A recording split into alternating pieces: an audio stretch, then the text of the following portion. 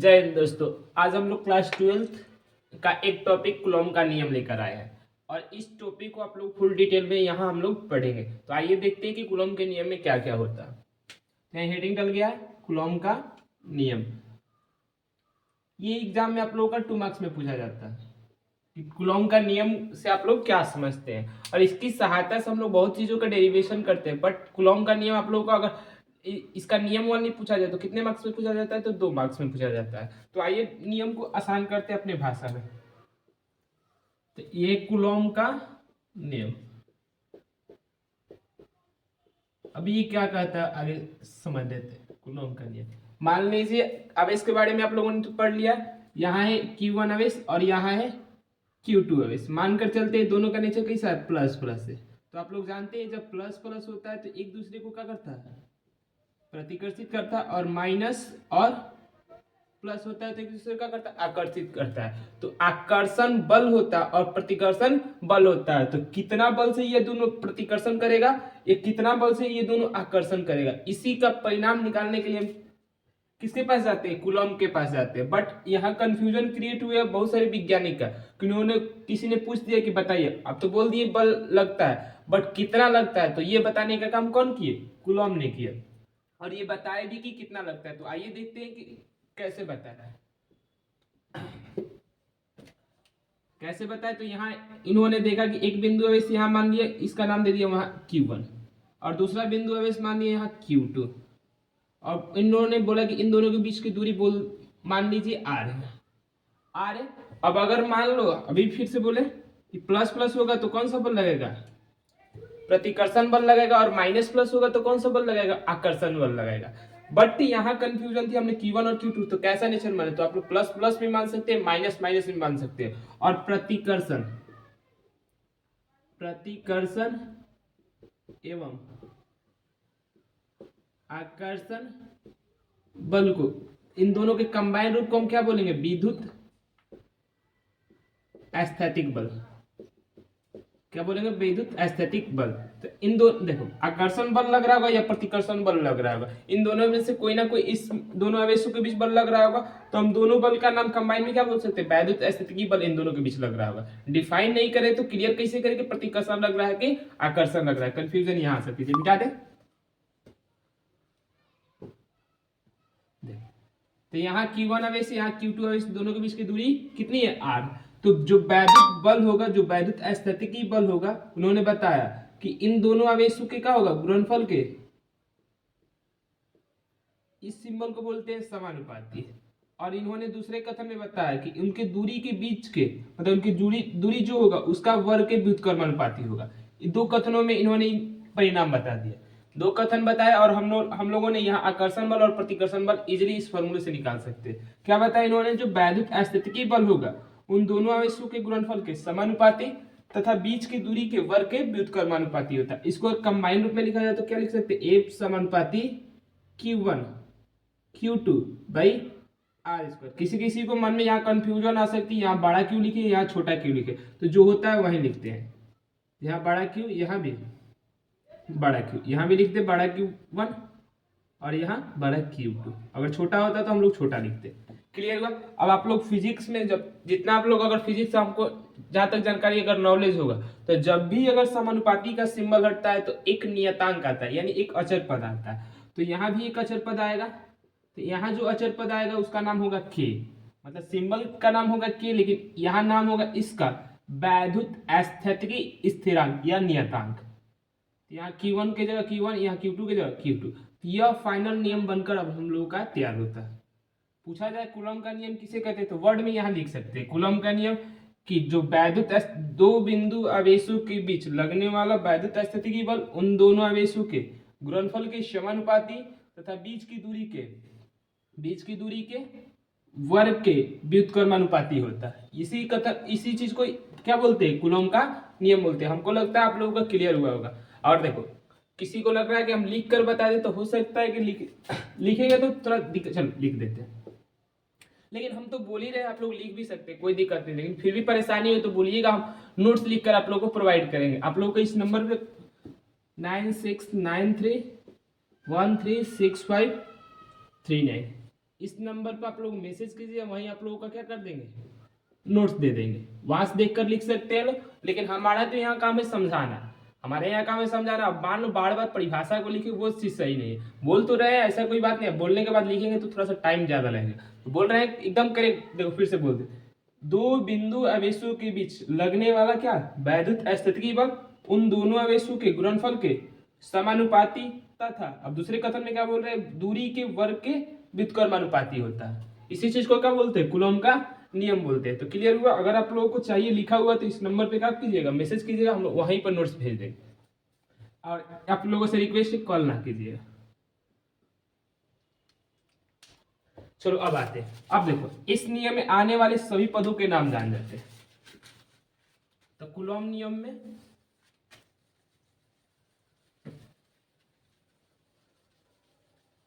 तो यहाँ कूलॉम का नियम लिख देते हैं। कूलॉम का नियम क्या आया था, F बराबर के Q1 Q2 by R square.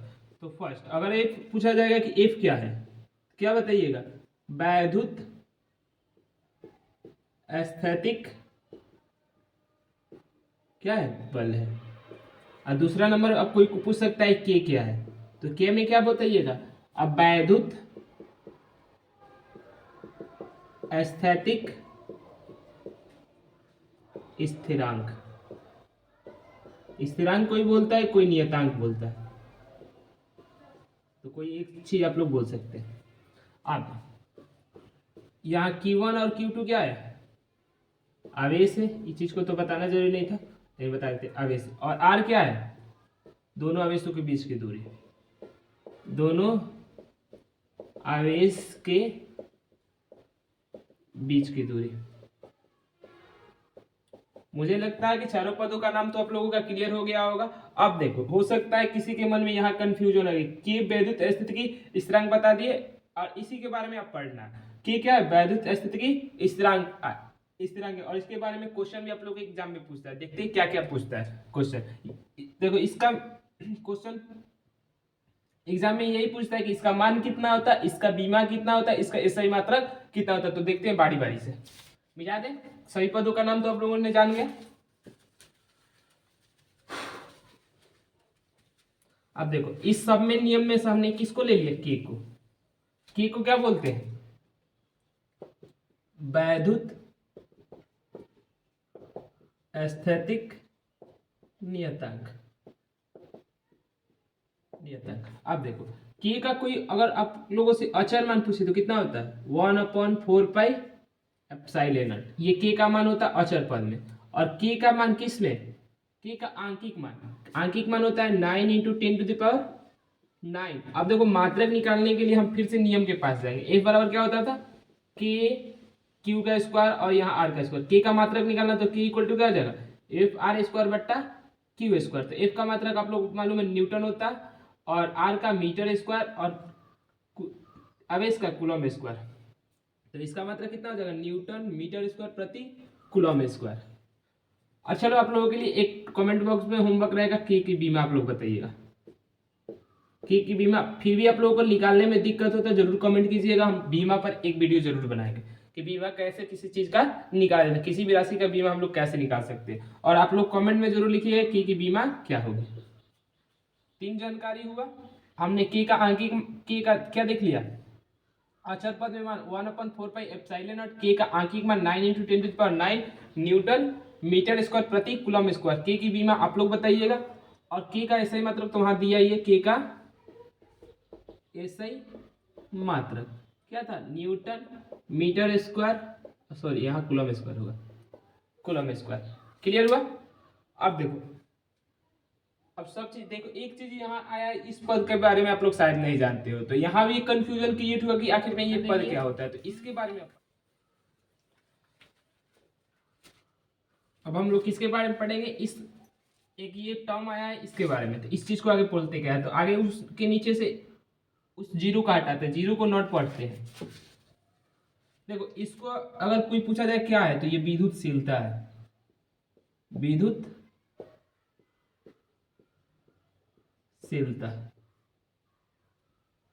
विद्युतशीलता। अब देखो विद्युतशीलता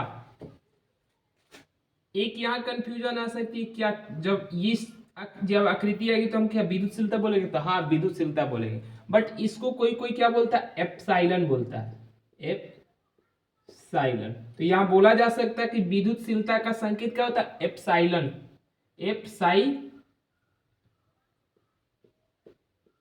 एप्साइलन होता है। क्लियर हुआ कि विद्युतशीलता का क्या संकेत होता है, तो एप्साइलन होता है। क्लियर। और एप्सिलॉन किसका संकेत है, तो विद्युतशीलता का। इसको हम लोग ई नहीं पढ़ेंगे। क्लियर हुआ। अब देखो इसमें 3-4 टर्म आता है, इस एप्सिलॉन के नीचे 0 लग जाता है तो इसको बोलते हैं एप्सिलॉन नॉट। इस एप्सिलॉन के नीचे m लग जाता है तो इसको बोलते हैं माध्यम की विद्युतशीलता। इस एप्सिलॉन के नीचे क्या लग जाता है, r, तो इसको बोलते हैं सापेक्ष विद्युतशीलता। अब देखो इस चीज को क्या बोलते हैं, निर्वात की विद्युतशीलता। इसका इंग्लिश होता है परमिटिविटी। परमिटिविटी यानी यही बताएगा कि हम लोगों को कितना बल लगेगा, कितना बल नहीं लगेगा। जैसे निर्वात में ये खुद बताएगा कि जो बल का परिणाम है वो कितना होगा, और ये खुद बताएगा कि माध्यम में बल का परिणाम कितना होगा, यही बताने का काम करेगा। अभी बाद में आप लोगों को क्लियर हो जाएगा कि आखिर में ये होता क्या है। निर्वात की विद्युतशीलता, तो जो कूलॉम साहब ने निर्वात की विद्युतशीलता का मान बता दिया कि इसका मान होता है 8.85 इंटू 10⁻⁻12, और इसका सही मात्रा भी उन्होंने बताया कूलॉम प्रति न्यूटन मीटर स्क्वायर। अब बोलिए कि कैसे आया, तो यहाँ से देख सकते हैं कैसे आया, क्योंकि याद करना हमको लग रहा है मुश्किल है तो बता देते हैं। F इक्वल टू लिख सकते हैं KQ1Q2 बाई आर स्क्वायर। यहाँ से K इक्वल टू लिख सकते हैं 1/4 epsilon nought Q1 Q2 by R square. Epsilon को देखो जिसका मात्रक निकालना उसको एक साइड रखकर सबको एक साइड भेज देते हैं, तो इसको एक साइड रख देते हैं, ऊपर भेज देंगे इसको ऊपर और एक को नीचे, और ये तो सब अचर पद थे, इसको काम में नहीं है। ऊपर 2 गो क्यू क्यू है तो कूलॉम स्क्वायर हो जाएगा, नीचे एफ आ जाएगा तो न्यूटन मीटर स्क्वायर। ये किसका मात्रक है, एप्सिलॉन नॉट का। अब देखो एप्सिलॉन एम जहां आएगा उसको क्या बोलेंगे, माध्यम की विद्युतशीलता। इसको डिफाइन नहीं है, बट परिभाषा अपने से बना सकते हैं, बाद में मालूम चलेगा कैसे परिभाषा बनाएंगे। लेकिन एग्जाम में आप लोगों को इस नाम से कुछ पूछा जाता है, इसका नाम बोला जाता है सापेक्ष या अपेक्षिक विद्युतशीलता। कोई पूछेगा कि अपेक्षिक विद्युतशीलता का संकेत क्या होता है, तो एप्सिलॉन आर होता है। क्या होता है, एप्सिलॉन आर होता है। अब देखो एप्सिलॉन आर को डिफाइन किया गया यानी परिभाषित किया गया। कोई पूछेगा एप्सिलॉन आर किसे बोलते हैं, तो एप्सिलॉन एम और एप्सिलॉन नॉट के अनुपात को क्या बोला जाता है, सापेक्ष विद्युतशीलता बोला जाता है। यहां से डिफाइन ये भी कर सकते हैं कि ई एम इक्वल टू क्या होता है, ई आर और ई नॉट, ई आर और ई नॉट। अब देखो आप लोगों के एग्जाम में 3-4 क्वेश्चन ऐसे पूछा जाता है कि बताइए हवा का अपेक्षिक विद्युतशीलता कितना होता है, पानी का अपेक्षिक विद्युतशीलता कितना होता है, धातु का अपेक्षिक विद्युतशीलता कितना होता है। ऐसे ऐसे क्वेश्चन भी आप लोगों के एग्जाम में पूछा जाता है, तो बारी बारी से लिखेंगे, लेकिन अभी फिर से इसको जानकारी ले लें। एप्सिलॉन नॉट क्या है, निर्वात की विद्युतशीलता। इसका मान कितना होता है 8.85 इंटू 10⁻⁻12 कूलॉम स्क्वायर प्रति न्यूटन मीटर स्क्वायर। फिर आपसे पूछा जाएगा एप्सिलॉन, तो एप्सिलॉन क्या है, माध्यम की विद्युतशीलता। इसका संकेत क्या होता है, एप्सिलॉन। इसका फॉर्मूला क्या होता है, epsilon R into epsilon nought. तो एप्सिलॉन ये आर क्या है, तो एप्सिलॉन आर है सापेक्ष विद्युतशीलता, या इसका एक दूसरा नाम भी होता है परावैद्युतांक। इसका दूसरा नाम भी होता है क्या, परावैद्युतांक। परावैद्युतांक बोलो या अपेक्षिक विद्युतशीलता बोलो या सापेक्ष विद्युतशीलता बोलो, सबका मतलब सेम। तो इसको डिफाइन कैसे करेंगे, माध्यम की विद्युतशीलता तथा निर्वात की विद्युतशीलता के अनुपात को क्या बोलते हैं, अपेक्षिक विद्युतशीलता। अब देखो कोई बल के पद में बोलता है एफ नॉट और एफ एफ। अब देखो एफ नॉट का मतलब क्या, निर्वात में 2 आवेशों के बीच लगने वाला बल तथा माध्यम में 2 आवेशों के बीच लगने वाले बल के अनुपात को भी क्या बोला जाता है, अपेक्षिक विद्युतशीलता। अगर बल के पद में बोला जाए तो हम लोग इस वाले को टर्म को बोलेंगे। अब देखो कैसे आया, देखो यही पे बना देते हैं। देखो एफ नॉट का मान कितना होगा, के 1/4 एप्सिलॉन नॉट हो जाएगा, और यहाँ Q1 Q2 by R square हो जाएगा, और एफ एम का मान कितना हो जाएगा 1/4 एप्सिलॉन नॉट की जगह एप्सिलॉन एम आ जाएगा, यहाँ Q1 Q2 by R square. मतलब आवेश दोनों वाई सेम होना चाहिए, खाली निर्वात से कहाँ रख देंगे, माध्यम में। अब दोनों का अनुपात निकालिए, एफ नॉट और एफ एम का अनुपात निकालेंगे तो इस वाले से इस वाले कैंसिल हो जाएगा, ये वाला कैंसिल हो जाएगा। ऊपर बचेगा 1 बाई एप्सिलॉन नॉट, यहाँ बचेगा 1 बाई एप्सिलॉन एम। इसको बोलेंगे एक तला, इसको बोलेंगे 2 तला, इसको 3 तला, इसको चार तला, एक तला हमेशा किसके पास जाएगा, चार तला के पास, दो तला कहाँ जाएगा, तीन तला के पास। तो यहाँ से आप लोगों को इसी चीज को क्या बोलते हैं, एप्सिलॉन आर बोलते हैं। तो एप्सिलॉन आर इक्वल टू कितना निकल जाएगा, एप्सिलॉन एम बटा एप्सिलॉन नॉट निकल जाएगा। तो इसी चीज को यहाँ बोल रहे हैं।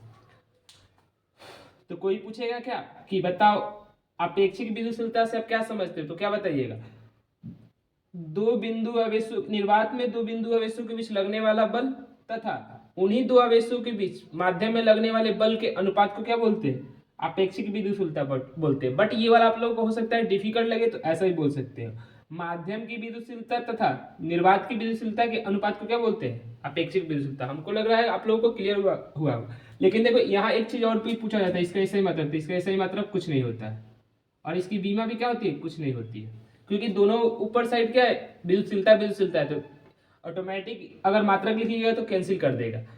तो ना इसका मात्रक होता है, ना ही इसकी बीमा होती है। एक चीज और कंफ्यूजन होता है, तीनों को हम लोग एक मान लेते हैं, तो तीनों एक चीज नहीं है, ये अलग चीज है, ये अलग चीज है।